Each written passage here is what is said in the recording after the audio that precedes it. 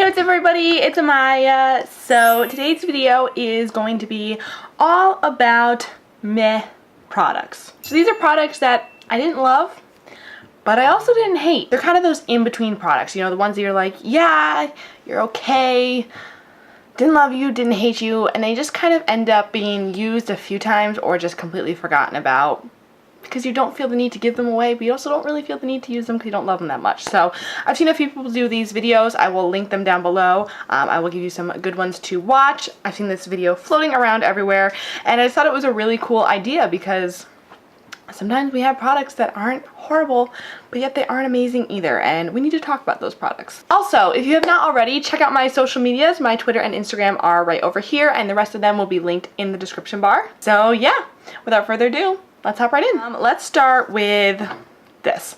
These are the Huda Beauty eyelashes in Samantha number 7. So I got these like 2 years ago, and I was so excited to get them because they were kind of new at the time, and I was like, oh my god, like Huda Beauty lashes. It was my first pair of high-end lashes, and I wore them a few times and they were good. I liked them. I liked how they looked. But after a few times of wearing them, they started to look very weird. They started to look like not very dramatic and very fake. I don't know if it was because they just get worn a lot, but I was kind of unimpressed by the fact that these were so expensive. And then I had Ardell Wispies that I'd worn like 10 times, they still look fine. And then these ones I'd worn like 3 times and they looked kind of meh. So I was just kind of disappointed that they didn't wear as long as they did. They also are not super comfortable. They're not the most uncomfortable lashes, but they're also not super duper comfortable. Again, they are pretty lashes. I mean, when you look at them, they are super pretty. And I put them on every once in a while and I'm like, yeah, you guys are cool. That's about it. I would not spend my money on these. I would go to Coco Lashes. You can find styles very similar to this for a lot cheaper. Or even look at the drugstore. The drugstore's really stepped up their game. These ones, yeah, I wasn't in love. All right, let's continue on with some eye products. I have a few eyeshadows here and also some eyeshadow palettes. So I'll start with the single shadows. These are the, oh my god, you guys remember these? These are the Color Riche eyeshadows from L'Oreal. I remember when these came out and people were going nuts about these. I bought these personally because of Tati from Glam Life Guru. She was the one that was like, oh my god, these are so cool. These are so awesome. They're so creamy. They're so pigmented. Pick them up. So I got mine in the shade 201, which is Little Beige Dress, and 202, which is Sunset Sane. So the first one, which is Little Beige Dress, is just little, it's just like a creamy matte beige color. It kind of has like a little pinkiness to it. I originally bought it to kind of like set down my lid or use as like a light transition shade, but it's just a little too dark to set down my lid and a little too light to use as a transition shade on me, so I'm like kind of stuck in the middle. And then this one right here, 202, is pretty. It's like a metallic golden copper. That's what it looks like, but it's just kind of lacking. I don't know. These were okay. Like that copper color, it is beautiful, but I have Colourpop shadows. I have shadows in palettes that are way more pigmented than that. And then, like I said, with Little Beige Dress, I think it's just a matter of it doesn't really work for my skin tone, and I probably would not purchase any more of them. All right, last single eyeshadow. This one is probably gonna shock a lot of you guys because I know this is a holy grail for so many people. This is the NYX Girl Talk eyeshadow. This is their Prismatic shadow in Girl Talk. So this was all the rage a few years ago on YouTube. I know Nikki Tutorials was crazy about this. So many people loved this eyeshadow.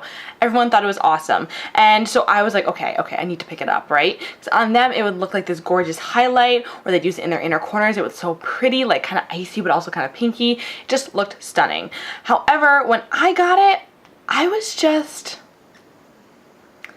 underwhelmed. I don't know if it was because I had like expectations for it and just didn't live up to my expectations. That's it right there. Or if I was just thinking it was going to be something different than it was. I don't know what it was, but it just kind of disappointed me.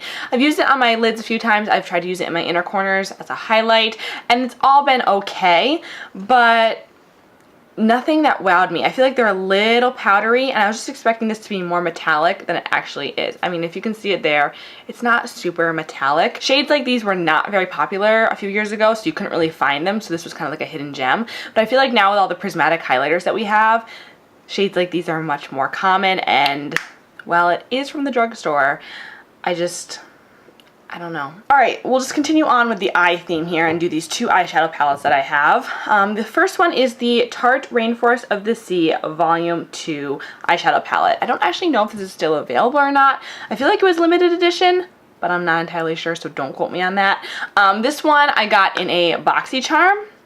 This is what it looks like. The colors are very pretty. It's a nice neutral palette. It's not too warm, not too cool, and the packaging is stunning. I actually really like the shape of this palette. I think it's really pretty. I love the gold reflective kind of mirrored packaging. It feels very heavy duty, and it feels like a high-end palette, which I do like. However, these shades are the weirdest eyeshadows ever. They are almost like cream to powder shadows, but without being very creamy or powdery. It's very strange. They're like trying to be a cream shadow, but they're too dry, and they're trying to be a powder shadow, but they're too creamy. It's a very weird consistency. You almost have to like tap them on your eyes when you put them on. You can't really like blend them because they kind of like start to stick down. I don't know. It's very strange. So there you go. As you can see, very pigmented. They're very, very pretty.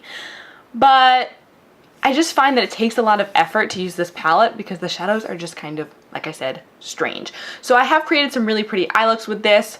You kind of create the same look every time. I mean, there's only so much you can do with this. But when I do create a look, I do like it. It's pretty, but I find myself not wanting to reach for it because it's just a lot of work. I don't know. It's a very strange texture. And then the last palette I have is kind of a newer palette. This is the Boxycharm and Pure palette. I feel like this was kind of a big deal because a bunch of influencers went on a trip and they got this palette and all sorts of stuff like that, but nobody ever really talked it up on YouTube. Like, I saw everybody go on the trip and stuff like that, but after that, no one was really playing with this, doing tutorials with this that I saw personally. Maybe there was, I just didn't see it. I just didn't see a lot of hype around it. Again, I got this in Boxycharm, and it is really pretty. There's a lot of pretty shades in here. I like that it's kind of a unique color scheme. It's not bright, but it's also not too neutral. You kind of have a good mix together. This is what they look like right here. Here's some of them swatched. I thought they were very gorgeous. We swatched them. There's like a peachy shade. Here's like a glittery pinky gold, a blue, and then kind of like a purple. They swatch gorgeously. I tried to do an all pink look with this. I'll put a picture here of what it looked like. I did an all pink look with this, and the pink shadow gave me so much trouble. It got like patchy and would like patch off when I was trying to like put it on. I used glitter glue, I wet it, I used my finger, I used a dry brush. Like, I did everything that I could to try to get this shadow to stick down and stay, but it was not having it. I feel like there's something off about the shadows. They're not amazing, but they're not horrible. There's just something kind of off about them that I am not a huge fan of. Next product coming up. I have a mascara. This is throwing it way back, you guys. This is the L'Oreal Voluminous Black Angel Miss Manga mascara. I know, right? This is a long time ago. This is actually way expired. Doesn't smell weird or anything, which is good, but I have not used this in actually quite a long time, so don't worry. I've had this for a long time, but I have not used it. I'm currently working on a mascara declutter, which is what made me think of this. But this mascara always got really good reviews, and especially from like Jackie Aina. She loved this, and it made her lashes look so good. Whenever I would use it, I would get mediocre results. I just noticed that it made my lashes fluffy, it made them pretty, but it didn't do much other than that. I felt like it was a little bit clumpy. I was just always underwhelmed with this, and I feel like it kind of disappointed me. But it didn't do anything bad. It just didn't do anything good either. So I want to try this mascara out again because I feel like maybe with the technique that I do with my mascara now, it would be different. I really, really, really like the shape of the brush. It's kind of almost like a carrot.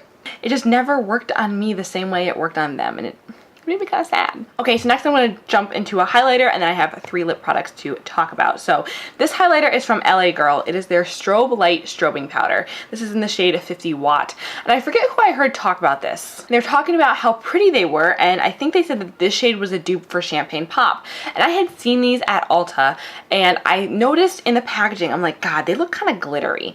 So I didn't pick one up. But then I saw that somebody talk about it, and they were like, no, they're not glittery at all. They're very creamy, they're very pigmented, and they showed how it looked on their skin, and it looked gorgeous. So I was like, okay, maybe I'm wrong. So I went, I picked one up, and I was still right. These are very weird. It's a very dry but also creamy sort of formula. Like, it kind of balls up, but you also have a lot of like this powdery fallout around the sides. This shade is a very beautiful shade.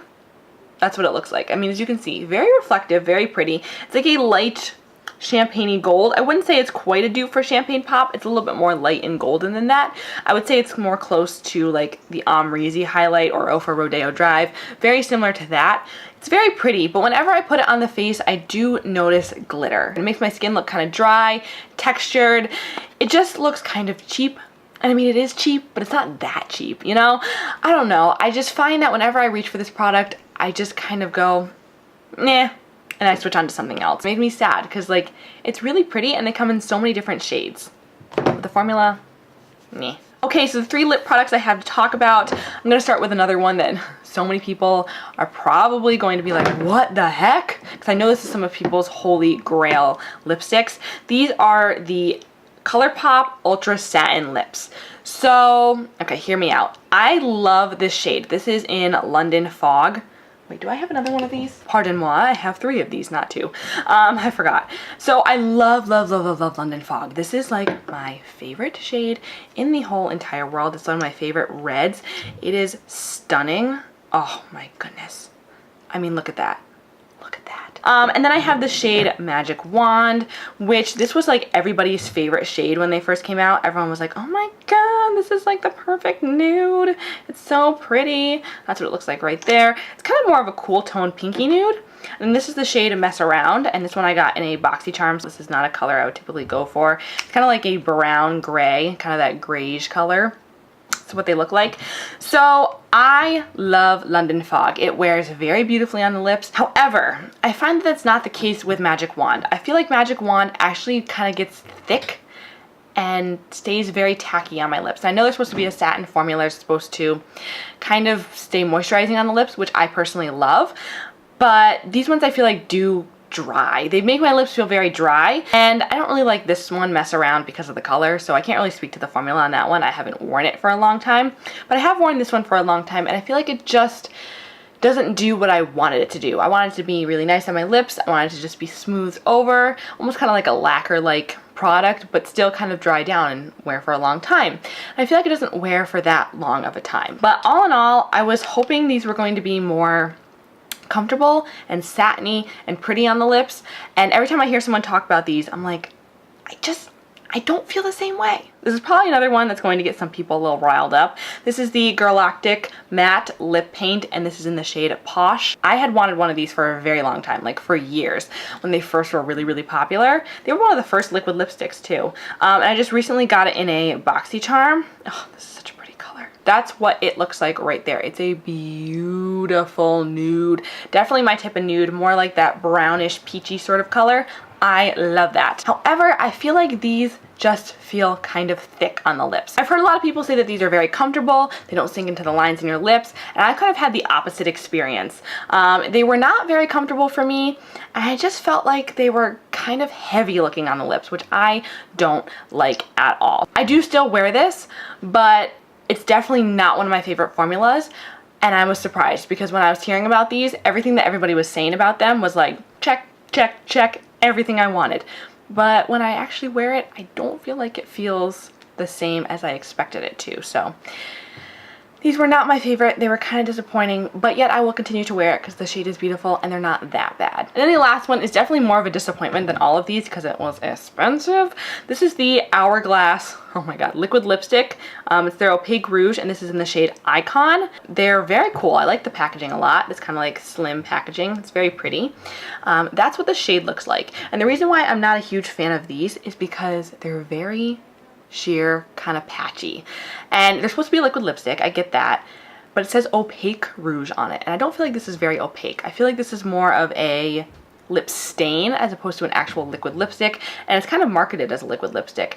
And I feel like even when I put a lip liner underneath and I put this over top, it still looks very sheer. It doesn't look good on the lips, and I feel like especially for the price of these, they were supposed to be a lot better.